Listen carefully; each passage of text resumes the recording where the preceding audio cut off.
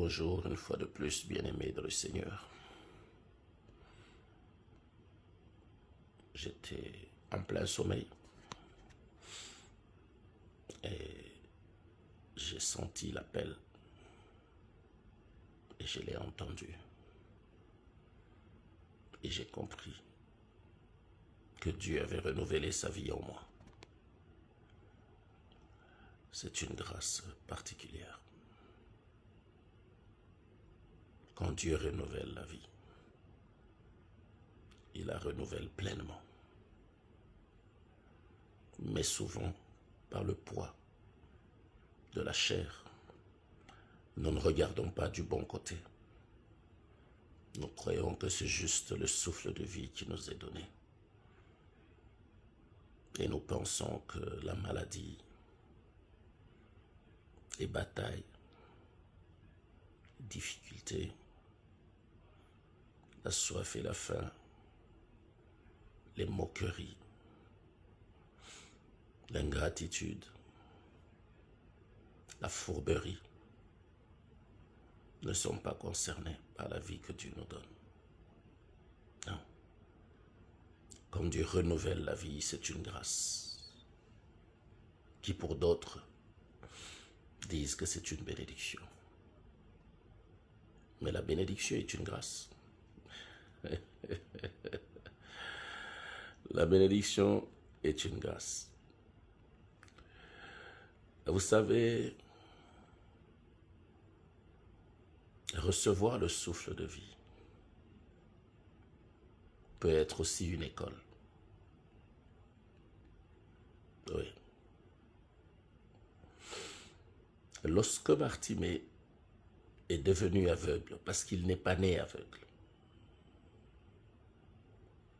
lorsqu'il est devenu aveugle, c'est un homme qui connaissait la loi. C'est un homme qui avait la connaissance des Écritures. Et lorsque nous regardons ce que dit la Bible sur son identité et son âge, c'est quelqu'un qui avait la sagesse de la vie. Et la condition dans laquelle il se retrouvait, sa sagesse lui a donné la possibilité de réveiller son instinct de survie. Et sa force, ce n'était pas la mendicité, non. Sa force, il l'a placée dans le feu d'entendre.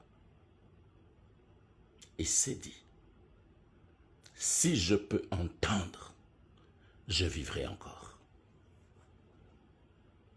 Et donc, pendant qu'il mendiait aux portes de la ville, devant le temple, lorsqu'il entendait les pas venir, il savait que ça, c'était les pas de la personne qui lui apportait la nourriture. Ça, c'était les pas d'un animal ou un insecte qui venait pour prendre sa nourriture. Ça, c'était les pas de quelqu'un qui lui donnait l'argent. Et ça, c'était les pas de ceux qui venaient voler l'argent. Ça, c'était les pas des petits-enfants qui venaient s'amuser en se moquant de lui. Et ça, c'était les pas des petits-enfants qui avaient compassion. Ça lui a donné de vivre. Je ne sais pas, dans ta condition ou dans ta situation, qu'est-ce que tu as développé pour te maintenir. Car un jour viendra où le soleil de la justice se lèvera en ta faveur. Recevoir le souffle de vie est réellement une bénédiction. Oui, c'est une grâce bénie. Oh oui, c'est une grâce bénie. Même Paul, emprisonné, peut-être que dans la chair, il en souffrait. Et lorsque nous lisons bien son évangile, oui, il y avait de la douleur des fois. Mais ce qu'il y avait de plus fort pour lui, c'est non seulement qu'il avait vu, mais il avait connu le Christ et il connaissait la grâce qu'il avait reçue. C'est pourquoi même en prison, il avait l'assurance que l'Éternel ne l'a point abandonné. Et la Bible dit, le temps qu'il a fait en prison, lui a donné de gagner plus d'âmes qu'il n'en avait gagné en liberté. Alors la grande question, toi qui te plains de l'aveuglement, cet aveuglement peut être un chômage. Cet aveuglement peut être la stérilité. Cet aveuglement peut être le divorce. Cet aveuglement peut être beaucoup de choses. La maladie, la pauvreté, les moqueries. Parce que c'est une condition qui t'empêche de voir le bien qui t'est fait. Parce que la chair ne s'attarde que sur le mal et sur la douleur. C'est ça sa faiblesse. Mais l'esprit regarde les hauteurs, plus loin. Et c'est ça qui te fait vivre. Oui. Oui. Dans l'emprisonnement, les gens regardent l'humiliation. Les gens regardent la dureté du cœur de l'homme. Mais les gens oublient de regarder ce temps de solitude que Dieu leur donne pour recadrer leur vie, pour ranger leur vie, pour revenir à leur premier amour, pour comprendre et connaître la vérité.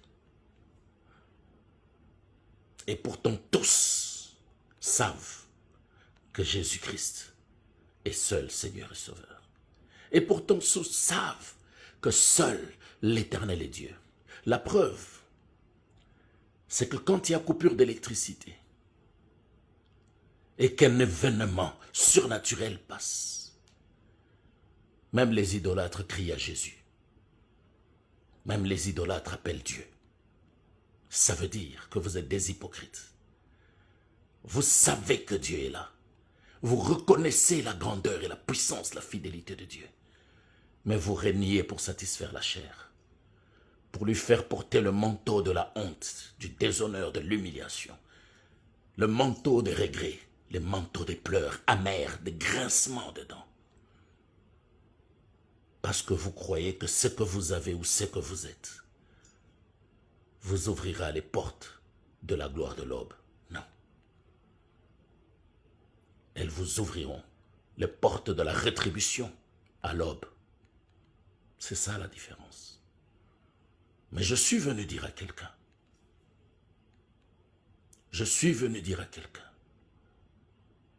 que dans la marche sur terre, il y a une chose à laquelle il faut faire attention. Les titres et les appellations. Les gens aiment à s'appeler tel ou tel autre. Les gens aiment à ce que l'on sache qu'il est ceci ou qu'il a cela. Mais les gens n'ont pas le temps pour savoir ce que Dieu dit d'eux et ce que Dieu pense d'eux. Ce qui importe, c'est eux. La volonté de Dieu n'est plus leur problème. Et pourtant, autour de nous, combien meurent, combien sont morts. Qu'ont-ils fait? Qu'avons-nous de plus qu'eux pour vivre? Vous croyez que c'est par notre volonté que nous vivons? La Bible elle-même dit, ne dis pas à ton prochain, demain quand on se verra, on fera ceci. Demain quand j'irai, je commercerai. Demain quand j'irai, j'agirai. Non. Dites, si Dieu le veut, demain je ferai. Si Dieu le veut, demain je dirai. Si Dieu le veut, demain j'irai et j'agirai. Si Dieu le veut. Parce qu'au commencement, Dieu. Lorsque tes yeux s'ouvrent, Dieu. Lorsque tes oreilles entendent, Dieu. Lorsque ton nez respire, Dieu. Lorsque ta bouche parle, Dieu. Lorsque tu te reposes et tu te relèves, Dieu. Lorsque tu pars d'un point vers un autre, Dieu. Vous êtes sûr que ceux qui meurent dans des accidents sont nécessairement des pécheurs? Non. Ils sont morts dans ces conditions parce qu'il y a quelqu'un pour qui cet accident doit être un enseignement. Et quand quelqu'un meurt, il est mort parce que son temps est accompli. Personne, sans la volonté de Dieu, n'a le pouvoir de retirer la vie parce que c'est personne qui ne la donne. C'est celui qui donne qui a le pouvoir de retirer. Et ça, c'est l'Éternel des armées, le Dieu Tout-Puissant, le Saint d'Israël, le juste juge. Alléluia. Je viens dire à quelqu'un ce matin, lorsque tu as un titre, la chair porte ce titre. La chair se croit être arrivée. La chair se croit au sommium. La chair se dit je suis. Oh, lorsque tu portes un titre, une appellation, elle a un impact fou sur la chair. Et dans ta gloire, dans tes avoirs, dans ton carnet d'adresses, dans tes sorties, dans ton ingratitude, dans ta fourberie, dans ta folie, dans ta course au vent, dans ta méchanceté, dans ton impureté, dans ton adultère, ton infidélité, dans ta prostitution, ton proxénétisme, dans ton orgueil, ta fausse humilité, dans le mensonge de tes apparences. La chair porte cette identité. Et tu commences à choisir les gens à qui tu peux dire bonjour. Tu choisis les gens à qui tu peux parler. Ceux-là avec qui tu te mettais ou tu riais hier sont devenus pour toi une poussière sur laquelle tu peux cracher. Sont devenus une eau sur laquelle tu peux uriner. Sont devenus des gens qui ne peuvent pas se tenir où tu es parce que tu penses que tu es devenu supérieur. Tu n'as rien de supérieur quand tu n'es pas humble. Tu n'as rien de supérieur lorsque c'est le matériel, les avoirs ou les titres et appellations, les relations que tu as qui te font grand. Il n'y a aucune grandeur dans ces choses. Il n'y a que la perdition, l'orgueil, l'oppression, oui, l'ingratitude, le rejet de ceux qui peuvent te sauver. Au milieu de la gloire de ce monde, ceux qui t'accompagnent sont les mêmes qui se moqueront de toi demain. Ceux qui te chantent sont les mêmes qui t'insulteront demain. Ceux que tu penses aimer sont ceux qui te trahiront demain. Mais au milieu de l'humilité, personne ne peut t'atteindre. Parce que dans l'humilité, tu es sous la couverture du Dieu Tout-Puissant. Qui peut t'atteindre? La Bible ne dit-elle pas qu'autour de nous veillent et campent les anges de l'Éternel? Mais j'entends des gens qui s'appellent ou qui se disent être prophètes. Mais lorsqu'ils te voient, ils disent « Oh, mon frère, je vois des démons autour de toi. » Oh, mon cher, tu n'es pas prophète. Parce qu'un prophète de l'Éternel commencera par voir les anges qui campent autour de toi, qui combattent en ta faveur. Non, il ne t'ouvrira pas les yeux pour que toi tu voies les anges du diable. Non, tu n'es pas prophète. Arrête ce mensonge. Arrête de terroriser des gens qui n'ont pas la connaissance, mais apporte-leur la vérité. Que dois-tu voir en premier? Dans la douleur, ce que tu as à voir, ce n'est pas ta maladie. Ce que tu as à voir, c'est ce que dit la parole de Dieu face à ce genre de situation. Là, tu rencontreras le Dieu instantané, omniprésent. Alléluia, le Dieu de grâce, le Dieu de bonté, le Dieu merveilleux, l'Éternel Tout-Puissant, celui qui dit « Invoque-moi et je te répondrai ». On ne peut l'invoquer qu'être en étant assis sur sa parole, qui est la vérité et la vie. C'est pourquoi ce matin, je porte cette parole à quelqu'un. Fais attention aux titres et appellations. Elles rendent esclaves. Oui. Quand on t'appelle sapeur, tu deviens esclave de la sape. Tu te bats chaque jour. Tu te tortures. Tu te fais souffrir pour mieux t'habiller encore, t'habiller toujours, Des fois, tu ne manges pas. Des fois, tu sacrifies le temps que tu peux avoir pour t'occuper de tes enfants.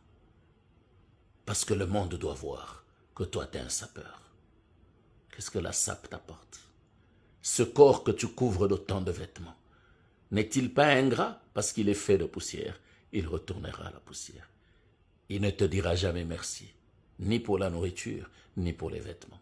Il s'en ira en laissant un esprit nu. Tu seras nu parce que tu as vécu dans le péché. Mais tu seras couvert du manteau de grâce parce que tu as vécu dans la foi, la consécration, l'obéissance, l'humilité, le pardon. Oui, la justice, le salut. Oh, on t'appelle président. On t'appelle ceci ou cela. Observe-toi. Ces choses ne t'ont pas rendu esclave. Tu es esclave des appellations. Tu es esclave des titres. Tu es esclave de ta fonction. Tu es esclave de ton grade. Tu es esclave de ton choix. Tu es esclave de la prostitution. Tu es esclave de l'adultère.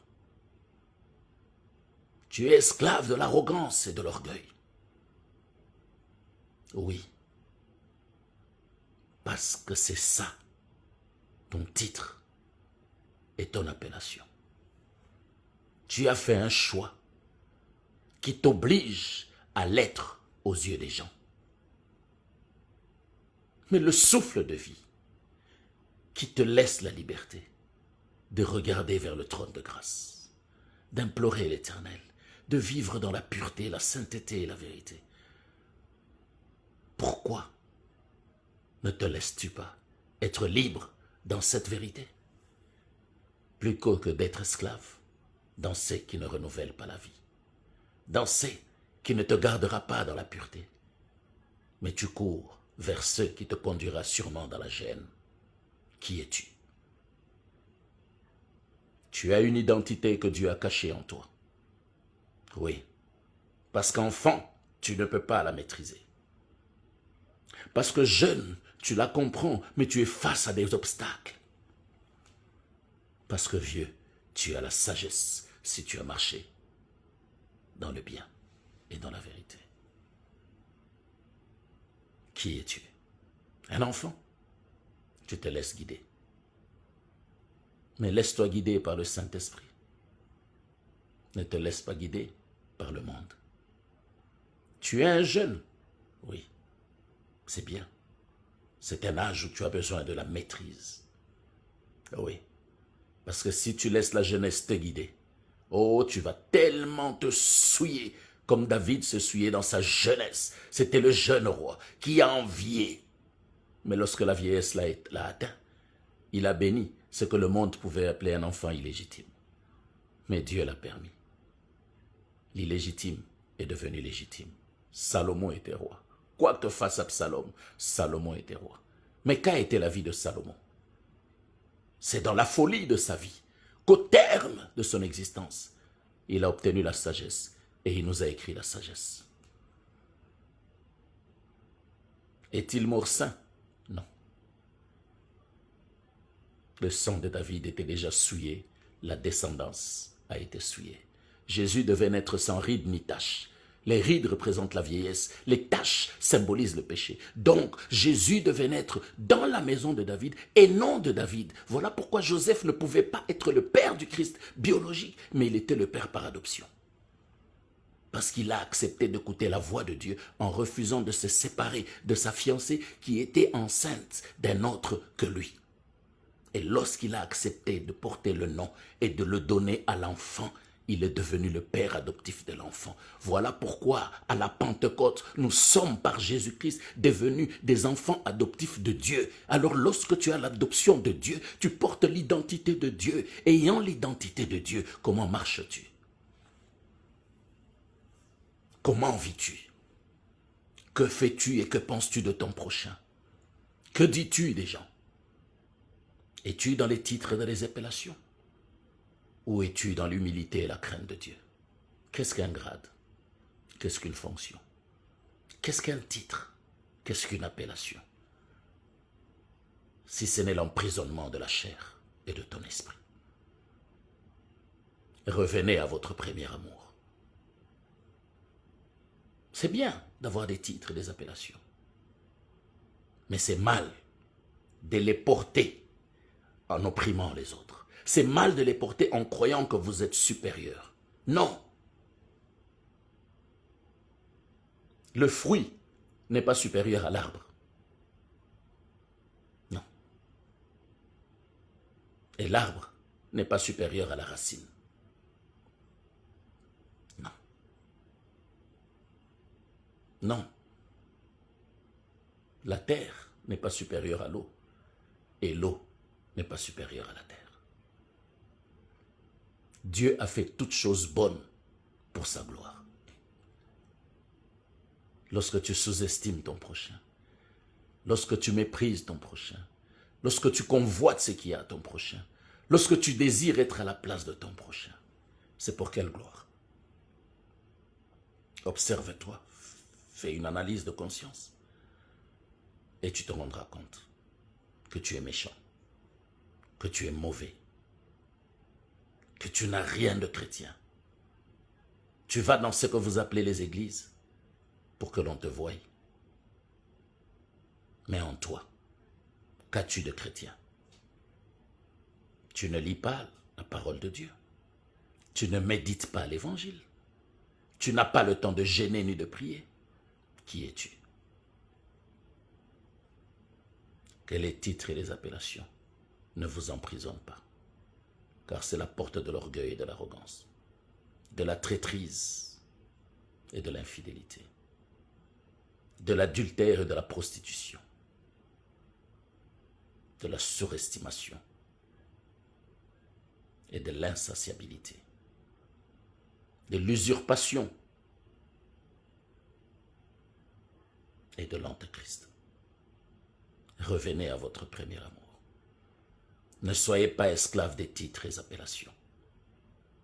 Oh, les rois se disaient, je suis puissant. Quand je regarde le général Naman plutôt, lorsque la petite fille qui était transformée en trophée dans sa maison lui a parlé, c'est parce qu'elle a été bien gérée dans cette maison. Elle se sentait chez elle malgré la douleur de ne pas voir sa famille. Esclave de l'enfance. Pourquoi séparée de sa famille? Qui regardait la douleur de cet enfant?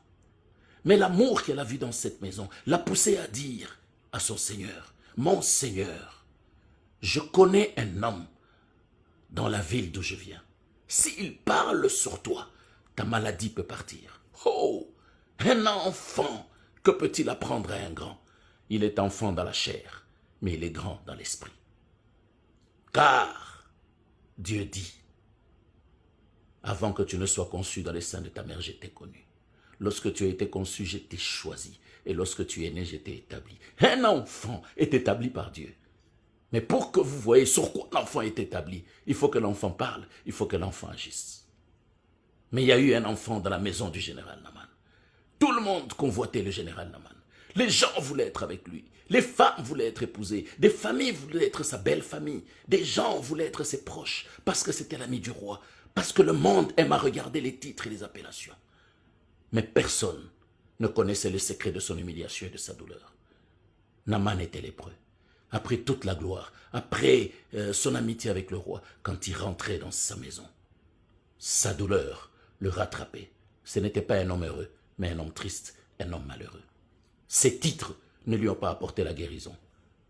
Ses appellations ne lui ont pas apporté la solution. Il était triste et malheureux. Et chaque fois qu'il rentrait, c'était des pleurs. Et l'enfant a vu un homme qui l'a bien accepté, être malade et souffrir. Et le bienfait que cet enfant a reçu lui ont poussé à parler. Quand tu fais le bien, les gens parlent en ta faveur. Quand tu fais le bien, les gens intercèdent en ta faveur. Quand tu fais le bien, les gens se tiennent devant Dieu comme ils se sont tenus devant Dieu pour t'habiter. Qui es-tu, toi? Que fais-tu? pour que les gens se tiennent devant l'Éternel en ta faveur. Et lorsque le général parla à son ami le roi fit une lettre qu'il adressa à son ami le roi. Lorsque cette lettre arriva, l'autre roi s'agita. Il dit, est-ce que moi je suis faiseur de miracles? Depuis quand moi j'ai guéri la lèpre? Ça veut dire, c'est une déclaration de guerre. Et lorsque Élie apprit l'agitation du roi, il envoya un messager pour dire au roi, ce n'est pas pour toi, au roi, qu'il vient, mais c'est pour moi. Laisse-le venir à moi. Quand le général vient, il amène sa gloire. Pourquoi? Parce qu'il est assis sur les titres et les appellations. Ça ne s'attache qu'à la gloire du monde, les richesses, le matériel, le pouvoir. C'est ça qui l'a amené. On n'achète pas la faveur de Dieu. Ce n'est pas parce que vous allez aux yeux des gens donner des grosses dîmes, des grosses offrandes, parce que vous êtes aux côtés du pasteur, parce que vous lui payez des voyages, que Dieu vous bénira. C'est faux. Vous vous trompez et vous vous égarez davantage. Lorsqu'il arriva avec ces choses, Élie ne l'a pas reçu. Parce que Élie sait qu'on ne vend pas la bénédiction, on ne vend pas la parole de Dieu, on l'offre. Il a refusé de le recevoir pour que sa maison ne soit pas souillée par ces choses-là. Nous avons reçu gratuitement, nous devons donner gratuitement. Vous qui vendez la parole de Dieu, qu'êtes-vous devenu? En âme et conscience, dans la solitude, qui êtes-vous? Mais lorsque le soleil se lève, qui êtes-vous encore? Vous vous habituez à ce que vous êtes et vous perdez la grâce. Vous êtes des stylos de grande valeur, mais sans encre. Valeur apparente, mais dedans, qui êtes-vous? Vide d'amour, vide de justice, vide de paix, vide de compassion, vide d'amour fraternel. Qui êtes-vous? Et lorsqu'Élie donna un message, dites-lui de se jeter dans l'eau. Oh, le général a regardé son pays. Les fleuves, les rivières de son pays étaient propres. Mais là-bas, c'était sale. Mais c'est dans la saleté que Dieu relève pour faire asseoir au milieu des grands. Le grand, ce n'était pas le roi. Le grand, c'est l'Éternel. Le roi était incapable de guérir Naaman. Mais le grand Dieu était capable de le guérir. Oh, la Bible déclare, lorsque les gens regardaient Jésus, ils n'avaient rien à l'apparence qui puisse attirer le regard de l'homme. Mais en lui se trouvait la grâce, en lui se trouvait la vie, en lui se trouvait le bien. Mais lorsque les gens regardent le diable, il brille, son corps est couvert de pierres précieuses. Il attire, il séduit comme les prostituées. Mais en lui, il y a la mort. Engage-toi avec une prostituée et ne réponds pas à ses exigences. Tu verras ce que tu vas devenir. C'est ça la différence entre Dieu et le diable. À l'apparence, on ne voit pas Dieu, parce que les gens cherchent à le voir dans la gloire, comme le diable. Non. Dieu à l'apparence, il est simple, il est vide. Il peut apparaître comme un pauvre, il peut apparaître comme un paralytique, il peut apparaître comme un mendiant, comme un malade. Tu le méprises à cause de tes titres et appellations. Mais tu cours vers ceux qui apparaissent bien, bien habillés, beaucoup de bijoux, ceci, cela, à titre, garde du corps. Oui, c'est bien. Mais quelle est la fin? Oh! Le général a regardé l'eau. Il crie. Suis-je venu jusqu'ici pour qu'on ne me reçoive pas? Et comment on voit me jeter dans une eau si sale? Pour la première fois dans l'histoire du monde, un petit militaire donne l'ordre à son général. Il faut bien lire la Bible. Le militaire dit au général, mon général, nous avons fait tout ce voyage pour que tu guérisses. Si cet homme t'aurait demandé quelque chose d'impossible, n'est-ce pas que tu l'aurais fait? Mais maintenant qu'il te demande une chose simple pour laquelle tu es venu ici, pourquoi refuses-tu? Alors va et jette-toi dans les eaux. Oh! Le général a obéi à l'ordre d'un petit militaire. Hey! Dieu s'est inversé les rôles. Il y a une vérité qui est en toi, qui peut sauver un roi. Il y a une parole qui est en toi, qui peut sauver une nation. Il y a un secret qui est en toi, qui peut sauver des peuples, qui peut sauver une entreprise, qui peut sauver une famille, qui peut guérir un lépreux, un malade. Au temps favorable, Dieu t'autorisera de sortir cette parole. Et c'est ce miracle qui présentera ton identité. Alléluia. Et quand Naaman s'est jeté dans les eaux, j'estime qu'il était très en colère. Il se disait, Je suis venu jusqu'ici pour être humilié. J'accepte l'humiliation. Mais quand j'aurai fini, je ne sais pas ce qu'il adviendra de cet homme, dit prophète, qui ne me connaît pas. Oh, le prophète n'avait pas besoin de te connaître, Naaman. Le prophète a besoin de connaître Dieu. Toi, qui es-tu? Qui es-tu pour que je te connaisse, toi, Cyril, que je te connaisse? Qui es-tu? Non, je connais Dieu. Je connais le Christ. Je connais le Saint-Esprit. Je n'ai pas besoin de te connaître. Qu'est-ce que ça va m'apporter? Si ce n'est l'orgueil des titres et des appellations. Non, je n'en ai pas besoin. Naaman entre. Je suis sûr, la Bible ne le dit pas, je suis sûr que quand il est entré la 6e fois, non, la 7e fois,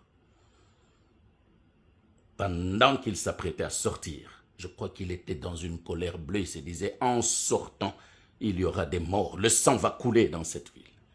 Mais quand il est sorti, l'étonnement des gens qui étaient là, le silence du coup, a effacé sa colère. Et lorsqu'il regarda sa peau, la Bible dit qu'il avait la peau d'un bébé.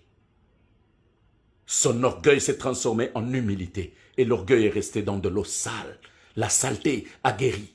La saleté a sauvé. La saleté a changé le témoignage. La saleté a donné une nouvelle identité. Le lépreux est devenu un homme pur.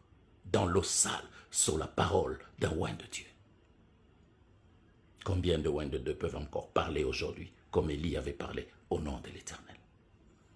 Naaman s'en retournera purifié. La Bible ne dit pas ce qu'il a fait de cet enfant, mais je pense que pour le bien qui lui a été fait, il a rendu cet enfant à sa famille, ou peut-être qu'il a pris cette famille, il l'a amené, c'est devenu une famille glorieuse. Ta bénédiction peut passer par la méchanceté des gens. Ta bénédiction peut passer par la dureté du cœur de l'homme. Ta bénédiction peut passer par des douleurs, des plaies, des saignements, par des années obscures. Mais Ésaïe dit, essuie les larmes de tes yeux, regarde alentour. L'Occident ne retiendra pas, l'Orient restituera. Les enfants de la délaissée reviennent. Alléluia.